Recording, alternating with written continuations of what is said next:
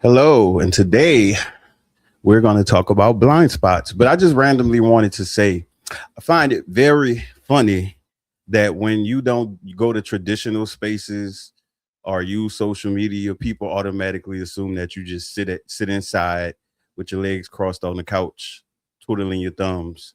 Meanwhile, there's a whole world out there. There's nature, there's other cities, there's events, there's galas, there's nonprofit organizations, school events for people to mentor youth, events for people to help feed the homeless. So many different things that you can do, that you can socialize, you can network, you can even build a resume that doesn't require your money, just time, just your energy.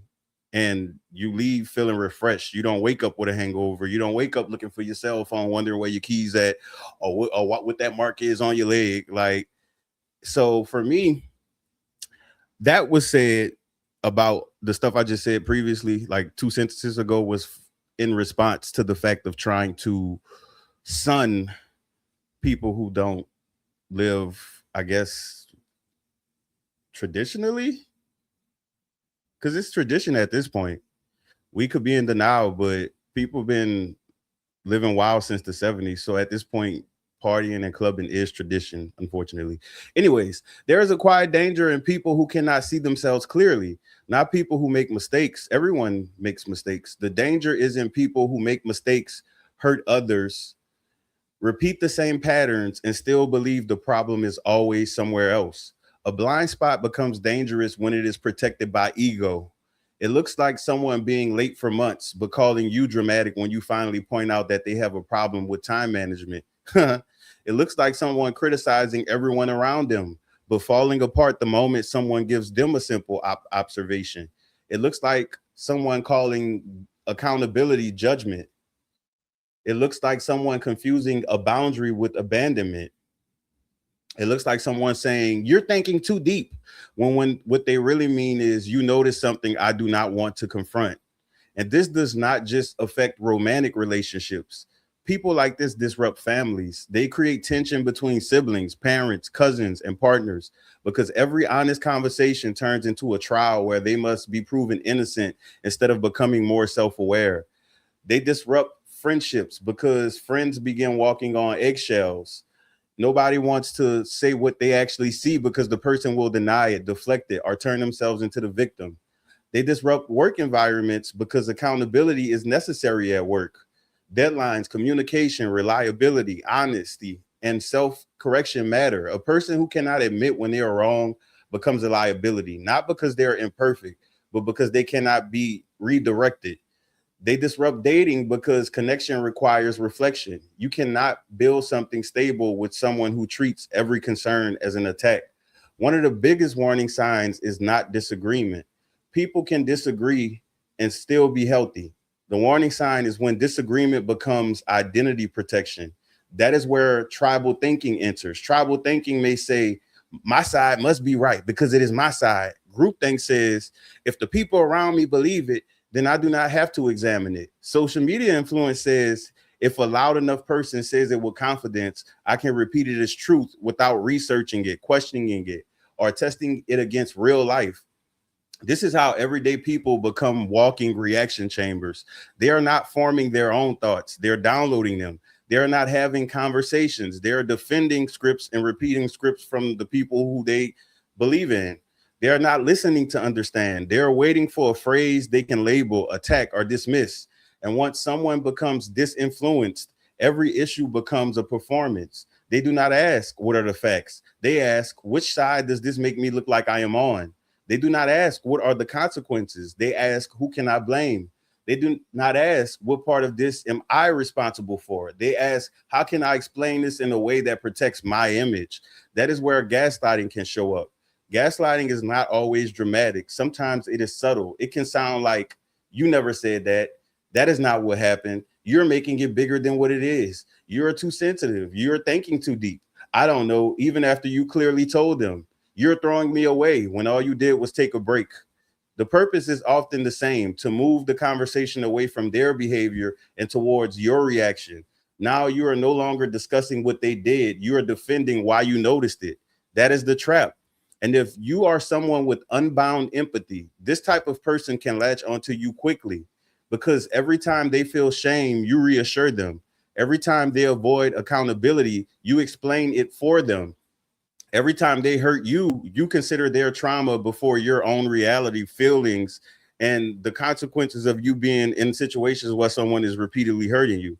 Every time they fail to show up, you try to understand their pain. Compassion is beautiful, but compassion without boundaries becomes a feeding ground for people who do not want to grow. So, what are the early signs? Pay attention to how someone responds to small accountability. Do they apologize clearly, or do they explain endlessly? Do they change behavior, or do they just change the story? Do they receive compliments, or do they turn every compliment into self hate?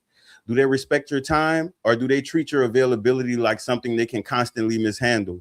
Do they ask questions to understand, or do they listen only long enough to argue? And a good example of this is if you're talking about something, if you're highlighting the dangers of what the group is doing and how there could be a better way for the group to handle their grievances without risking lives, employment, mental and emotional energy that's going to be used to do whatever is being agreed upon.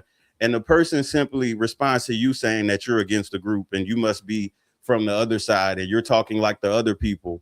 When if you were talking like the other people, you wouldn't be caring about the well-being of the group in question. You would be encouraging them to do things that are self-destructive behaviors, because self-destruction means destruction, which means that that's one less enemy for you.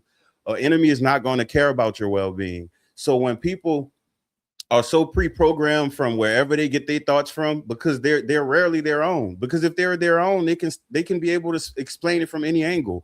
When people have other people thoughts in their head and you come at them from an angle they did not expect, they go into defense mode. It is no longer an argument or a debate, no matter how much people swear to God, golly, that they're just debating, that it just was a discussion. But then emotion is coming in, tone is changing, the person is constantly interrupting you. They don't realize that they didn't interrupt at every sentence you said. The first, oh, I don't mean to interrupt you. Okay, let that rock. But then it's the second, the third, the fourth, and fifth, to where they just completely dominating the conversation. And now it's no longer about the subject in question. They're now making statements and using insulting words to describe you as a person, which is completely outside of whatever y'all were talking about, because whatever y'all talking about is outside of both of y'all. That's why it's a debate or a discussion. You don't debate or discuss nothing about yourself. You debate or discuss things that either are stories, events, situations, ideologies.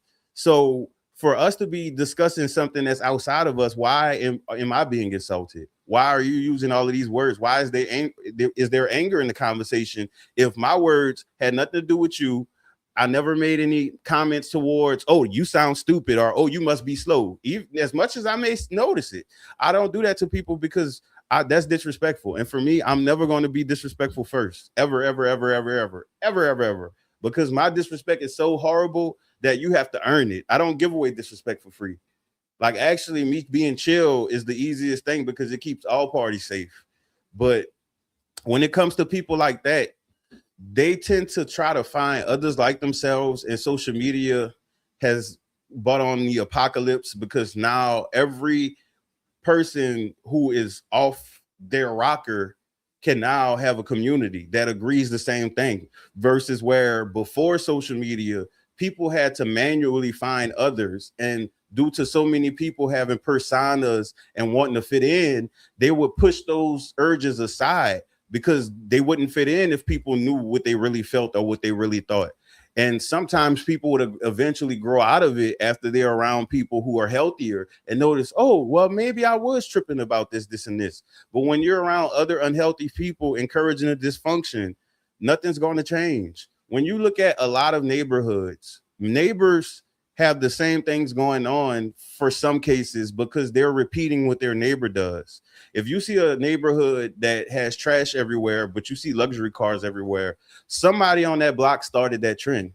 And then the next person did it. And then the next person did it. And then the next person did it. If there was a trend for people to clean up their yard and have a nice, clean house, and enough people started doing it, people who moved in the neighborhood would feel ashamed that they were dirtying up the neighborhood. They would actually feel uncomfortable, awkward. They wouldn't be able to make eye contact with people.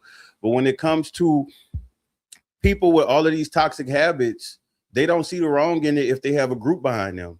That is why when it comes to the internet, we can only put information out for people who interested in growing, for people who interested in learning. Immediately identifying people in society with flaws and just yelling into a camera saying, "You're the problem." That's not going to do anything, because these people have literally been trained over the years of arguing, debating, being frustrated. So all they're going to do is just meet you right where you are with that. So do not waste your energy on people who cannot be saved. It may take some time for you to relearn patterns, relearn how to maneuver with these people. But if you start and you make it to the finish line, you will not regret it at all. You will realize that all of this guilt that has been instilled in people, it only works on people who care. Guilt does not work on people who don't care. If guilt and compassion and all of these different things that y'all blindly give to everyone, and I used to blindly give to everyone, were across the board, we wouldn't have crime, baby. We wouldn't have crime. We wouldn't have scams. We wouldn't have anything that is one person doing something to other people. So the thing is, you're not supposed to wake up. You're supposed to continue being the people you are, because so many people benefit from you. Businesses benefit from people having consumerism and materialism and keeping up with the Joneses. Airlines have a lot of business from everyone think they travelers now, even though a lot of people have grandparents and great grandparents who never left their city and lived a happy life. Everyone is not meant to travel. Stop forcing yourselves in spaces that y'all don't even know how to navigate once y'all get there, and y'all still move like you're in America. That is the biggest flaw that a lot of international people do, who just wanted a passport stamp. You don't do the research of these countries. You don't know anything about the American embassy. A lot of people don't even be knowing the crime, like the safety level rating for the countries they're going to. Y'all be going to level 4 countries, designer down. Like, excuse me, the regular people that have to have militia with them to even move around, and you going like, anyways. So when it comes to yourself, self-preservation is not selfish, because if you give all your essence away, and let's say you get in a deep dark depression that make you exit the matrix, what is it all worth? Your story ends by self-exit, and now you're gonna have people not even remembering you in a good light. Some people gonna say you stupid for it, because they definitely have people that do that online. When people self-exit, they always say, "Oh, some people gonna say you're going to hell." So you doing things for people thought and what people think of you, when eventually in the end they still not going to care for you. They're not going to look at you the way you want to. You have to look at yourself that way first, and then people who have the capability of mirroring your love will be able to stay in your life, because y'all dynamics will work with each other. They will have disagreements, but you will realize, oh, this person disagreed with me and they said it in such a nice way, or they listened to everything I said. I was able to apologize and they was able to give me pointers, and then them pointers worked for me. I went to work with those pointers and I got a promotion. The manager said they've been waiting on me. My attitude just needed to change. Thanks to this new friend and me loving myself, I can grow. Like, that's the type of life you want to live. But what happens is people have family members who like this. So in your brain, it's a normalized behavior because you were forced to love your family, especially if you're in a toxic family. They definitely ingrained in a young age that you're supposed to love all of these people, no matter what they did to you. They could, I mean, if they take your life in the afterlife, they're gonna come back and say, "Oh, you better still love them. That's still your sister. That's still your brother, even though he took your life." Like, they probably feel like Cain and Abel shouldn't have been mad at each other.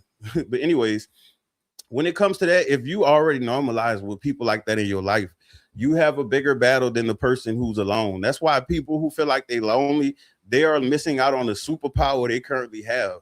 You can make any change to your life and have no interruption if you're truly lonely. Now, granted, you may have group loneliness to where you feel disconnected from the people around you. But then again, that's the same thing to me, because if you feel disconnected from these people, why should you care what they think about what you're doing? People do not care about what you think. Literally, from my experience, no one has considered me when they dated toxic people after toxic people, knowing that I was the trauma dumping site for them. No one considered me when they decided to move in apartments they couldn't afford, and they knew that they was going to keep having to borrow money from me. No one considered me when people who didn't have transportation never made any attempt to learn how to drive, to get a license, go to defensive driving school. or consider the fact of how much of my life is being spent driving Miss Daisy.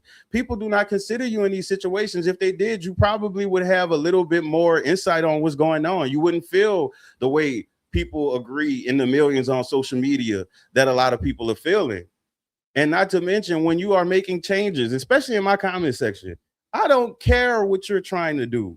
You're not trying if you're talking about it to me. That's the whole point. Stop running y'all mouth about y'all progress. The whole point is for you to look in the mirror and reflect with yourself and understand all of the different things that made you who you are today. Because there's a lot of different parts that made you who you are today. Unless you a teenager or a child who maybe have one or two things impacting their life, because, or hopefully, because some children be going through so much. But the average, I guess, well, the average known, because people really don't be reporting abuse, especially, and it's so crazy because people are afraid to report abuse, but then people make fun of other people who did report abuse, which makes the cycle even harder for future people to want to report abuse because they see that people get made fun of, even though the people making fun of probably have a wound that's bleeding love, word to Leona Lewis. It's just insanity. That's why, honestly, if you're afraid of being weird, then you always gonna be stuck in this cycle with people. Not to mention, it was by design, not for you to feel this way. I don't think anyone wanted people to feel this way, but the way that people are unconscious and blow money and basically build lives that revolve around paying bills for the rest of their life, that's by design. That's literally by design, because majority of the things that people are buying in bulk, people didn't even care about none of this stuff. People don't even know why they like half of these random items that they buy, but they go broke for it. And then they get online and say the economy's bad because they're broke. They're not the people who getting laid off saying is the economy bad. The videos I see, not to say that there's not videos out there, of course. I'm saying from what I see. Remember, this channel is about my experiences. This is not about everything. I am not omnipotent. I don't know everything in the world, so I'm not going to speak on everything in the world. And we don't do monolithic thinking here. We do nuanced thinking, which a lot of people do. The black and white, light and dark, and all of that stuff. Baby, there's the part in the middle that a lot of people miss, and that's why it's hard to get through to a lot of people. That's why I don't try. Baby, like, I don't know what you've been told, but I will never be that person trying to force myself into people's lives, into their spaces, into their businesses, into anything. If I'm not wanted somewhere, baby, I will never be there. They won't even know I exist at all. Because at the end of the day, I know that my presence is precious. So I'm not about to waste my time applying pressure in the sand when I could go apply pressure to coal and make diamonds. Next, do they ask questions to understand, or do they listen only enough to argue? Who? Do they have original thoughts? This, baby, if that question right there, that's over. That's over. Who has like the people who be arguing hard down do not be arguing with original thoughts. I've watched it on Twitter from 2008 all the way to 2020 something, when I left the social media jungle. And once I left, I already was feeling weird on social media, just looking at the way people behaving, especially from me being offshore. I really wasn't chronically online like the average person who had access, because we were on a Wi-Fi signal in a prayer in the middle of the ocean most of the time. But when I noticed how people would carry on about pointless topics for weeks and weeks and weeks, or you will see that a person been tweeting for 24, 48 hours, arguing with people, it's almost like a form of insanity.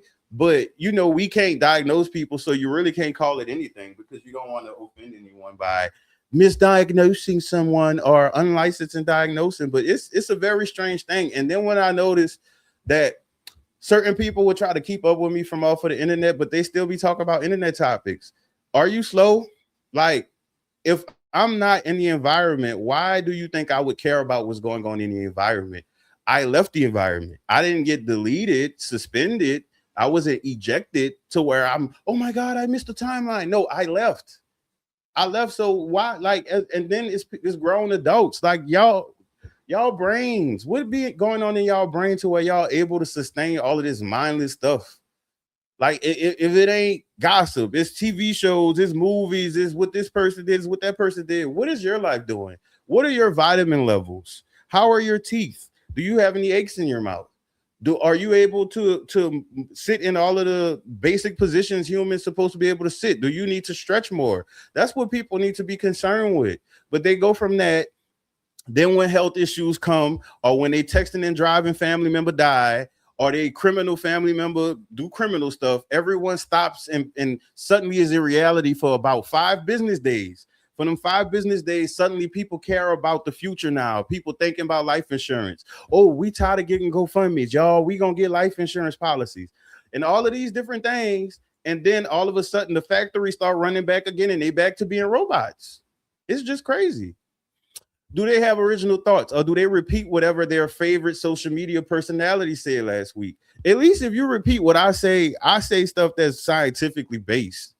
Like, I'm making my own quote, but if you take the quote for what it really means, it's literal facts. So for me, I'm not giving off things to say like, oh, go slap your mother today because it's Father's Day and it's retribution. Like, no, I'm not doing any of that. My thing is, if you notice, I always redirect y'all to yourself, because you know your life better. You know your limitations. Yes, these videos may have steps, like the financial literacy videos may have financial literacy steps. It's, first of all, the knowledge is knowledge, regardless of if you could use it or not. Once you get it, you have it. So you know if somebody lying to you. If somebody try to lie to you about any of those subjects from the first 11 videos, which if you didn't pay attention, you can always rewatch it because there was a lot of wisdom in those videos. You would know. But then you might say, okay, I can't do this step because my money worked this way. Okay, well, he did mention resources for careers. Let me check and see if I can level my career up. Let me see if they have a job that's not going to be physically taxing on me. Or for all of the people who have unemployed men in their house, baby, it is a lot of blue collar jobs out there. And when I say unemployed, that means they're unemployed and able to be employed. Let's not be slow and be like, what about the people who disabled? If they're disabled, then they're not unemployed. That's not the same status. Unemployed means that you can be employed. That's like single or divorced. If your person died, that means you're a widow. It's not a divorce anymore. Everyone who has a broken up situation does not mean something. So yeah, I just had to put that out there because I know that. Anyways, do they have a life pattern, or does every week look like the same rerun with different excuses? That is one of the weirdest things to ever witness in people, when people live the same lives and it's no change and they don't realize it. Like, they literally will do the same thing every week and even have the same responses or the same ideas. Like, if it's a person who like to go out every week, go out to eat every week they'll hit you up. Oh, I'm in the mood to go out. And then they'll say the same message. I don't know. And then you'll recommend somewhere. Oh, no, not that. I ain't in the mood for that. Well, how you know what you want if you don't know what you like? Do they have friends who sharpen them, or friends who normalize their dysfunction? Baby, at this point, we in world war enabler. Baby, the amount of enabling going on is really destructive. It's so destructive. A lot of people do not realize, for people on social media who thinking they speaking for society, there is a whole part of society that actively avoids most of you people, with all of this complaining, with all of this doom and gloom, with all of this gossip, with all of these different things. Not to mention, why are there 25 million millionaires in America who live in regular suburbs? So that means that while y'all saying all of this stuff about what's hard and how nobody could do this, it's people around you that's looking in your face every day. They might even have a regular job just to keep themselves company, that are millionaires.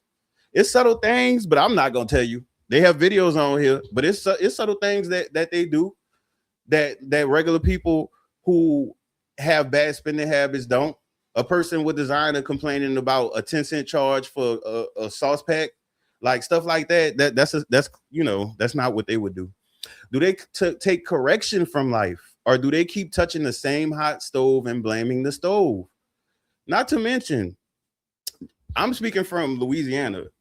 There are a lot of people in Louisiana that I've experienced, and that when the jail system gets them, they verify what I'm about to say. There are a lot of people with untreated mental illnesses. Mental illness can be transferred, so you have whole families. Like, I personally know of a family where it's some type of thing. I don't know the scientific explanation because I didn't look up for it, and it might not even be just this, but their family, all of the men have mental illness, and they develop it when they get close to their 30s. Now, granted, the women can have it too, but they might just be hiding it better. I don't know. I'm not in their blood cell count. But yeah, so it's a lot of people living out here with mental illness, and that's why life is hard for them. Or people who have severe depression. You trying to self-medicate or trying to sleep it off or do different things, or talk about it with people. You need to get help. Like when you have different untreated things, that could be what is holding you back from life. That could be having you do things that makes it hard for people to deal with you. And at least if you're on record for having it, there's help for you.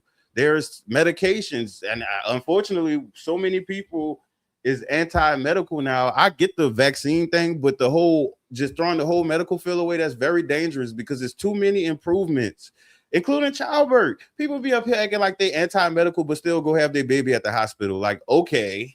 But anyways, yeah, it could be a mental thing. Like it really in Louisiana, it really is though. It really is. It be too. If you look up the symptoms of different mental illnesses, the person be having all of the symptoms, like all of them, and all of them be severe. So it's like, what do you do at that point? Yeah, I can't diagnose you, but something is going on. Go get it. Go get fixed. And that's the thing. People be making fun of people for having prescriptions for stuff. Some of the people making fun of you need a prescription they damn self. They be burning blue down there anyway. So don't let people play on y'all like that. Please don't be ashamed to fix yourself up, because again, when you fix the things that are wrong with you internally and the things that are figure out the reason for things inside of you, because some things may not be wrong, you just may be confused. You may not know where it came from. You may not know why you feel this way. And that is why shadow work is important. Understanding how much of you is really you and how much of you created to fit in. You might not remember when you started doing it. If you started doing it early, especially if you're one of them children that started talking early, you may have learned to pretend earlier. So you have to really discover who you really are, so your life could make more sense to you. It's not gonna make sense trying to live other people's lives. For the people who be chasing social media fame, that may not have even been your life. You don't even have the personality for that. You probably don't even have the patterns to keep up with that. You might look back at your patterns and notice that you go hard on things for 1 year, and then on the year and one day you just give up on it. Now you didn't build your whole life around social media, and then that year come, and now all of a sudden your content starting to fall off. People losing interest, and you done made your whole life based off of your social media check every month. Or for people who don't think about the fact that they might not need new everything. You might not need a new phone. Look at your last 3 phones with cracked screens, and you got finger wounds on your finger from cutting yourself from still using cracked screen phones. Like, you have to be for real with yourself. And the thing about it, a lot of people around you may not know how to. It's legit whole families, generations, grandma and grandpa, son, mama, great grandchild that are unaware. So you can't expect awareness from other people, and don't try to spread awareness. When you get aware and you immediately start screaming it to everyone you know, they call you crazy. They call you crazy behind your back. They say you're annoying. They say you think too much. They say you always preaching. So it's like, unless you become aware and then you slowly start to get interested in things that you realize really is your passion, you might like gardening. You never know. You might have an ancestor who had a green thumb and that gene skipped down to you. And that's why you thought you like weed, but you really like growing green in particular. You could be like, you the type of person, a person can have a dead plant and you bring it back to life. Like, y'all have too many skills out there. The world has survived so long because of talented people. If people continue this way of not living in a purpose, or doing things that they could be proud of for themselves first, and then maybe for their family, then a lot of y'all is going to be the last of y'all generation. Maybe y'all had children, but you got to be careful. Y'all might be the end of it. I know in my family, some people generations is ending. Like, so that's just something to think about.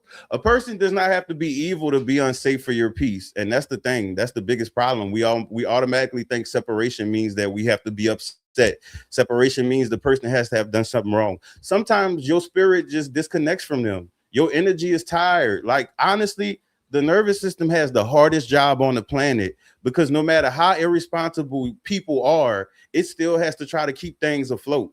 It still has to try to find a way to get you to back away from this person, because they detecting a threat from them. They noticing something that your conscious mind is not noticing, and then help you recover through stuff.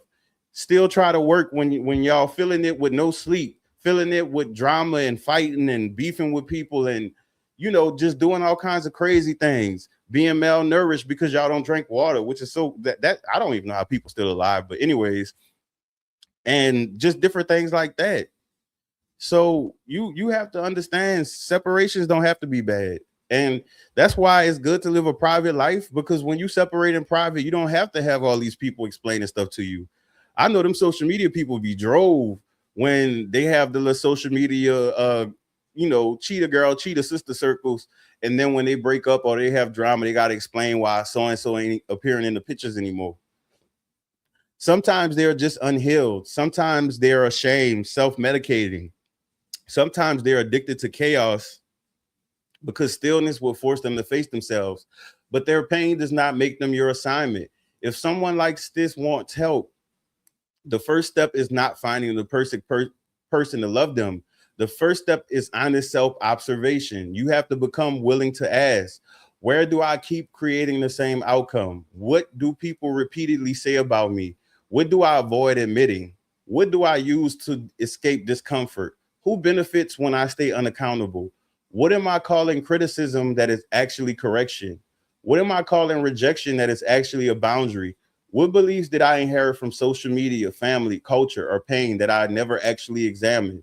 Help can look like therapy. It can look like substance abuse support, mentorship, leaving behind friends who normalize destruction, taking a break from social media and learning how to think without an audience, journaling every repeated conflict and finding the common denominator. It can look like apologizing without adding a defense.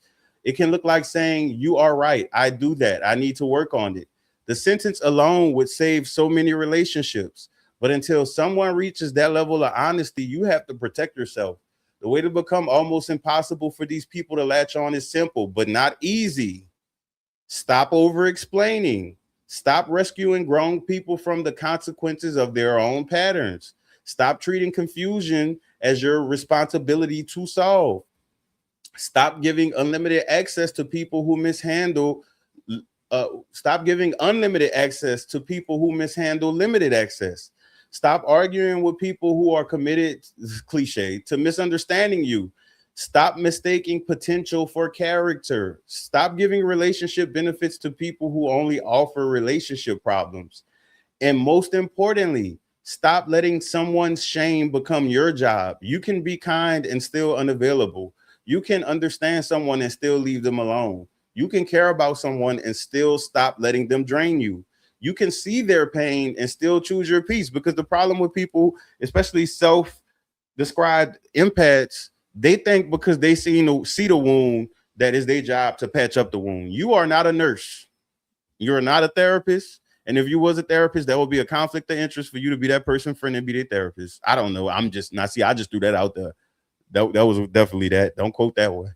The goal is to become clear. Clear people are hard to manipulate. Clear people do not confuse guilt with responsibility. Clear people do not let someone rename their boundaries as cruelty.